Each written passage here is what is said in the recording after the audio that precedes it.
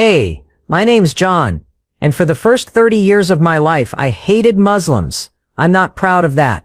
I'm not here to justify it. I'm here to tell you how it happened and more importantly how it unhappened. Because if someone like me who was raised in a small town fed stereotypes, fear and misinformation for 3 decades can change, then so can you, your neighbor, your classroom, your community.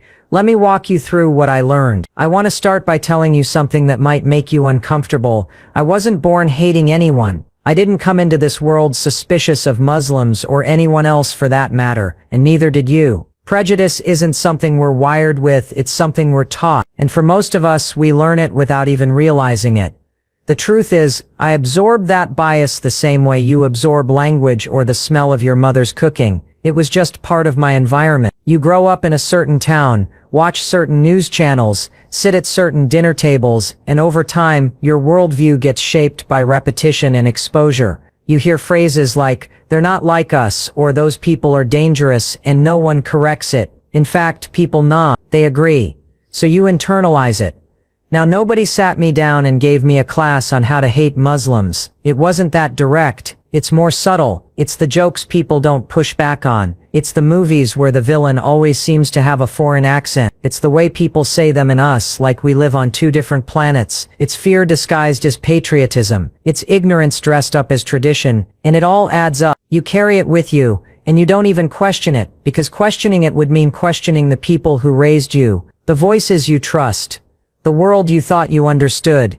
But here's the problem. Just because something feels familiar doesn't mean it's right. Bias becomes part of your subconscious programming. It's like downloading a virus onto your mental hard drive and thinking it's just part of the software. You see the world through a distorted lens, and everything that confirms that bias feels true, while everything that contradicts it feels wrong or suspicious. That's not truth, that's conditioning. And once I realized that, really realized it, it hit me hard. I had spent years judging people I never even met, based on beliefs I didn't choose, based on fear I didn't examine. That's the danger of learned bias. It becomes invisible to you. You don't recognize it as a problem because it feels normal. You think, well, that's just how things... No, it's just how things have been taught to you. We teach kids how to tie their shoes, how to cross the street, how to say please and thank you. But we also teach them, without even knowing it, how to judge people, who to fear, who to exclude. And unless we interrupt that learning, it keeps going. It becomes generational. But here's the hopeful part. If you can learn something, you can also unlearn it. You're not doomed to carry the ignorance of your past. You're not stuck with the lessons you inherited from people who never questioned what they inherited. You can interrupt the pattern. You can challenge your own thinking. You can change the channel literally and mentally.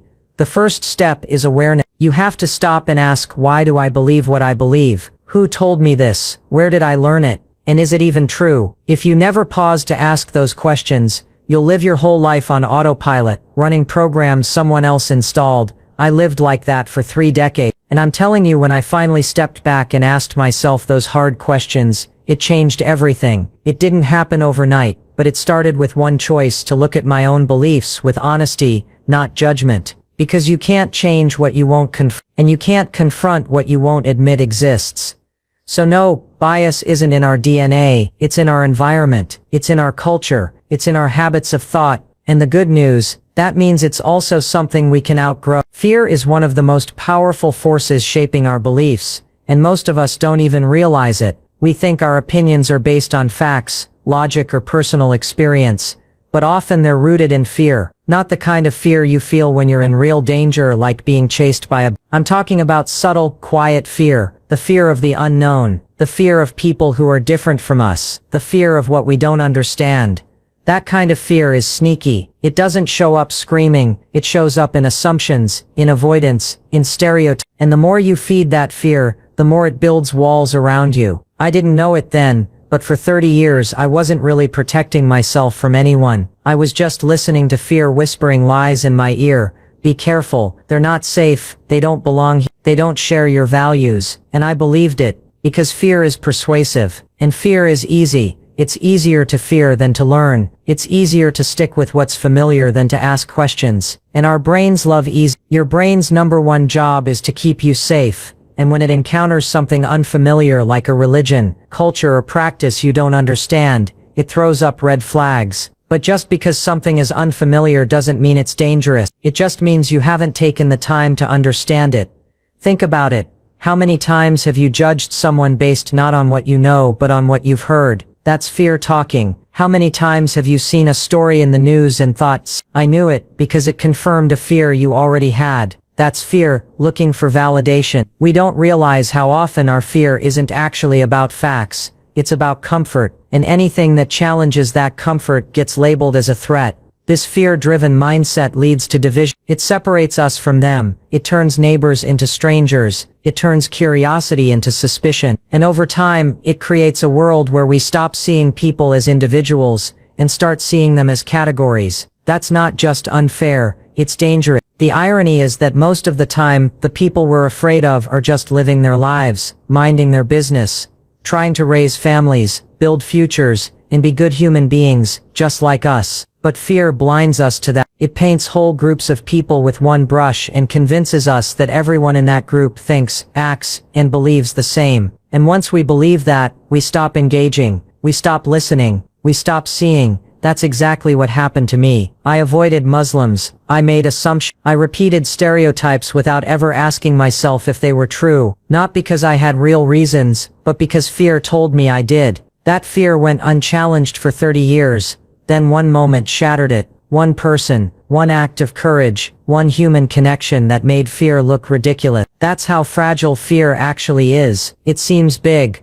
but it's built on very little, usually just ignorance and repetition. The moment I looked past fear and actually saw a Muslim person for who he really was, kind, brave, selfless, I realized how much I had missed out on, how many connections I could have made, how many friendships I never had, how much peace I never gave myself a chance to feel. You can't build bridges when you're ruled by fear. You can't grow if fear is in the driver's seat. And you certainly can't understand someone you've already decided to. The good news is, fear loses its power the second you challenge it with truth. The second you ask, is this really true? The moment you get curious instead of cautious, you want to stop the division. Start by questioning the fear that created it. You can live your entire life, thinking one thing about a group of people, and then boom, one encounter, one moment, one human being, changes everything. That's what happened to me. 30 years of built-up bias and fear came crashing down in a single afternoon. Not through a debate, not through a documentary, not through a fact sheet,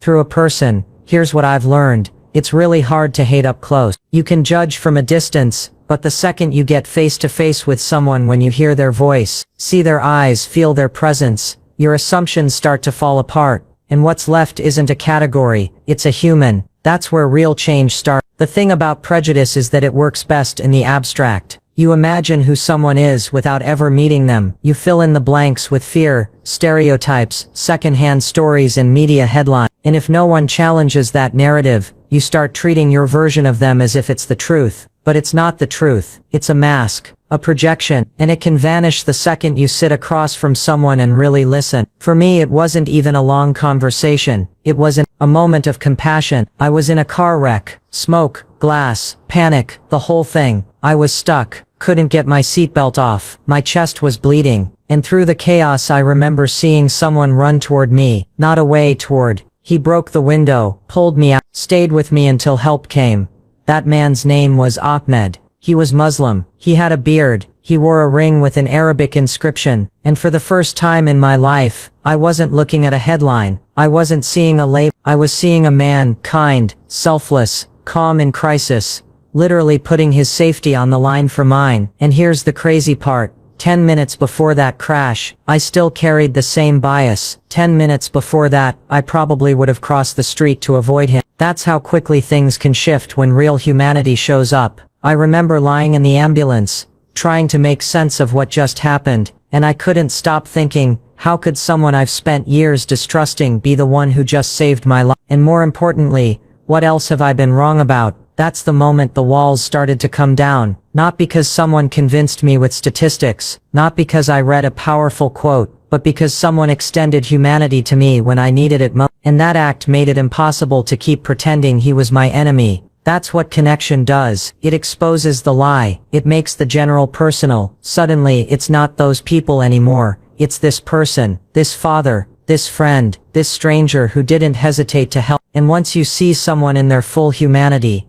the categories stop making sense. We often think change has to be huge, but it doesn't. Sometimes it's just one handshake, one conversation, one shared meal, one moment that makes you pause and say, wait, maybe I've had this all wrong. If you've been taught to fear a group of people, go meet one of them. Not with an agenda, not to debate, just to see, because the human-to-human connection is where the learning really begins. That's where empathy grows. That's where stories are exchanged. That's where stereotypes die. It took one person to change my mind, one person to start undoing 30 years of damage. And that tells me something powerful. If one connection can break the pattern for me, it can do the same for anyone. Most people think hate is permanent, like once it's there, it becomes a part of who you are, like eye color or height, but it's not. Hate is a mental habit, and like any habit, it can be unlearned. And I know that, because I did it. For 30 years I held beliefs I never once stopped to question. I hated Muslim. I didn't use that word out loud, because I knew it sounded ugly. But let's not sugarcoat this. My actions, my assumptions, my avoidance, my judgment, that was hate. It was just wearing socially acceptable clothes. I used to believe that people who were different from me were wrong. Not just different wrong. Their culture was wrong. Their religion was wrong. Their values, traditions, clothing wrong. That was the narrative playing in the background of my life. And the worst, I thought that belief system made me a good American, a proud Christian, a strong man. But really it just made me small, closed off, afraid.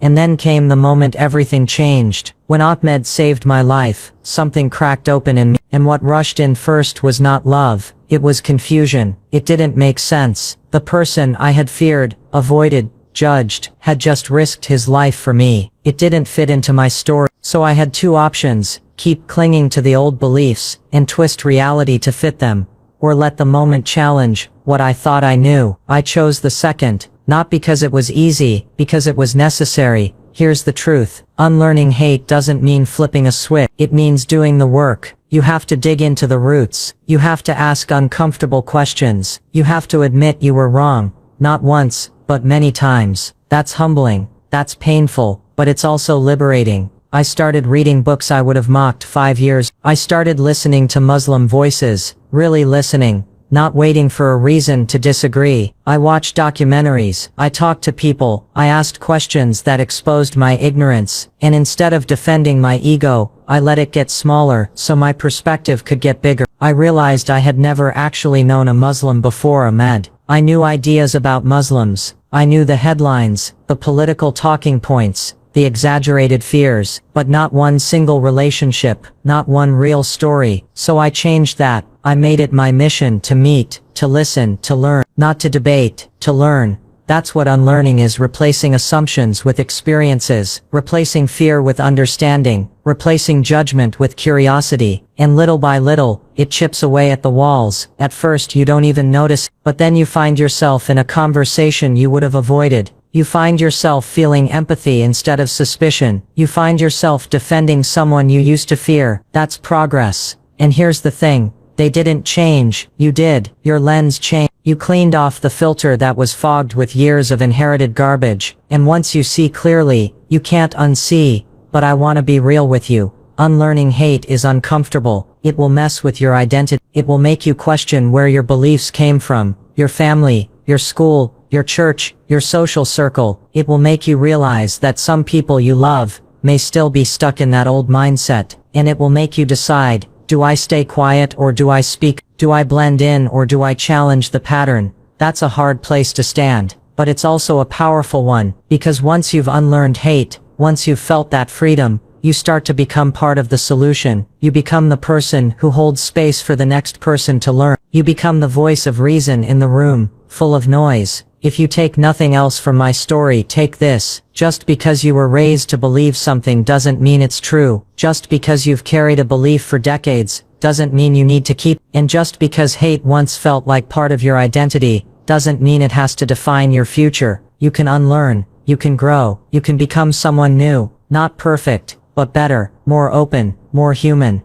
and that's a choice worth making. Here's a hard truth I had to face. You can't heal from something you're not willing to take responsibility for. And I'm not talking about blame, I'm talking about ownership. I spent 30 years holding on to hate, fear, and judgment, like they were truths, but they weren't. They were choice. And the minute I stopped pointing fingers and started looking in the mirror, everything began to change. We live in a world where it's easier to blame others for how we feel than to take a hard look at ourselves. We say things like, well, they're the problem, or that's just how I was raised, or you don't understand what I've been through. I get it. It feels safer to stay in victim mode, but healing doesn't happen there. Growth doesn't happen there. Responsibility is the bridge between the pain you're carrying and the peace you want to find. When Ahmed pulled me out of that car, it wasn't just my body that was shaken, it was my entire belief system. And the first instinct I had was to push it away, to say, well, he's the exception. But deep down I knew better. I knew this wasn't a one-off, it was a wake-up call.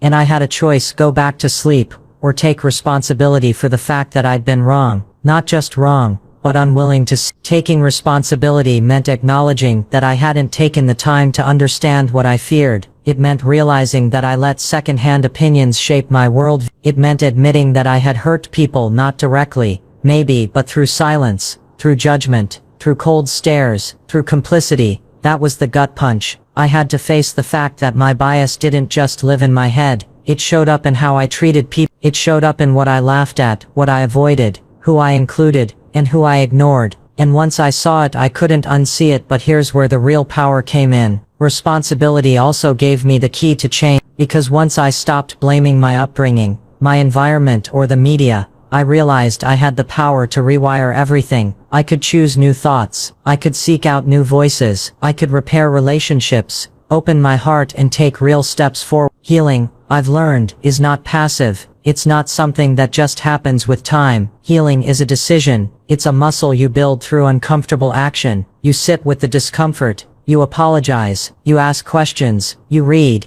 You unlearn. And then you do it again. Taking responsibility also means giving yourself permission to evolve. A lot of people stay stuck in shame once they realize they've been wrong. But shame is not a strategy. Responsibility is. You don't have to beat yourself up for the person you used to be, but you do have to be accountable. You have to say, I didn't know better, but now I do. And now that I do, I won't go back. When I began to take responsibility for my mindset, my words, my actions, it opened doors I never expected. I began having conversations I used to avoid. I reached out to people I had silently judged. I listened, not to respond, not to defend, but to understand. And in that process, I began to heal not just the damage I had done to others, but the damage I had done to myself. Because here's the thing about hate. It doesn't just hurt the people you direct it toward. It hardens, it isolates you, it poisons your inner world. And taking responsibility is how you start flushing that out. It's how you reclaim your peace. So if you're carrying hate, or bias, or pain, ask yourself, am I willing to take responsibility for what I believe, for what I've repeated, for what I've ignored? Because healing doesn't begin when someone else changes. It begins the moment you choose to. There's a strange kind of freedom that comes when you stop hiding from your past and start owning it. I used to believe that certain parts of my story were too ugly to speak aloud, especially the hate I carried for so long. I figured, if I buried it deep enough, it would go away, but it doesn't. What you bury doesn't die, it grows in the dark. It controls you silently, and the only way to take that power back is to drag it into the light. When I tell people I hated Muslims for 30 years, I see their eyes widen. Some are shocked, some pull back, some don't know what to say, but I keep talking anyway because that was my truth. I don't share it to shock, I share it to show what's possible when you choose to confront your story instead of letting it define you. We all have stories we're ashamed of. Maybe it's a belief you carried, a mistake you made, a person you hurt, or something you ran from, and the instinct is always to hide, cover it up with perfection, mask it with pride. But here's the thing, when you don't own your story, it owns you. It shapes your decisions, your relationships, your worldview, and you don't even realize it's happening. That's what happened to me. I lived for decades with a script running in the background of my mind, and that script said, people who are different from you are dangerous. And because I never questioned it, it kept playing. It wrote my reactions, it filtered my conversation, it put limits on who I trusted, who I helped, and even who I saw as human. And then one act of compassion shattered that script. A Muslim man saved my life, and suddenly, the story didn't make sense anymore. I had to rewrite it. But to do that, I had to go back and face what was in there. Owning your story isn't about being proud of everything in your past. It's about being honest about it. Because when you're honest, you take away shame's power. You stop hiding. And once you stop hiding,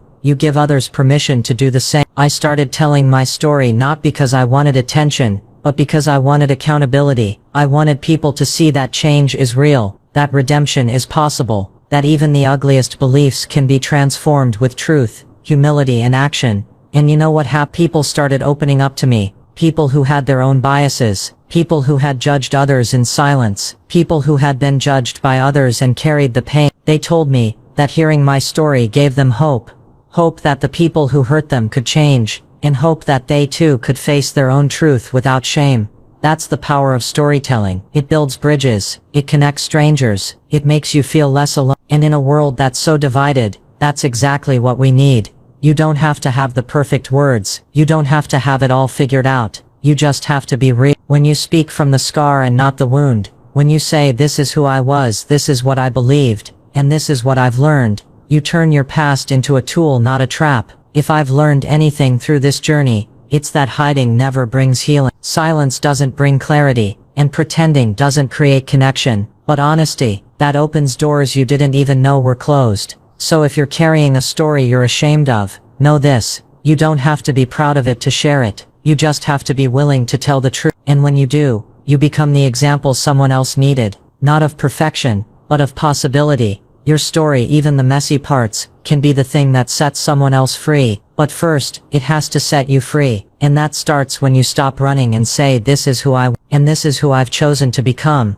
So here I am, standing in front of you not as someone who figured it all out, but as someone who finally woke up. I spent 30 years of my life hating people I never knew, fearing people I never met, and carrying beliefs I never questioned. And it wasn't a TED Talk, a protest sign, or a debate that changed me. It was one human being, one act of compassion, one moment that forced me to confront the story I'd been living. And here's the truth I can't ignore anymore. Hate is loud, but it is not permanent. Bias can be deep, but it can be dug out. And fear only survives when we stay in the dark. The moment we face it, speak it, and challenge it, that's the moment it starts to break. I'm not proud of who I used to be, but I am proud of who I chose to become, because I did the work I learned. I asked better questions, I got uncomfortable, and slowly, I changed. That's the message I want to leave you with today. No matter what you've carried, no matter what you were taught, no matter what fear or anger or judgment has lived inside you, you can change. You can take responsibility, you can own your story, and you can become a bridge instead of a barrier.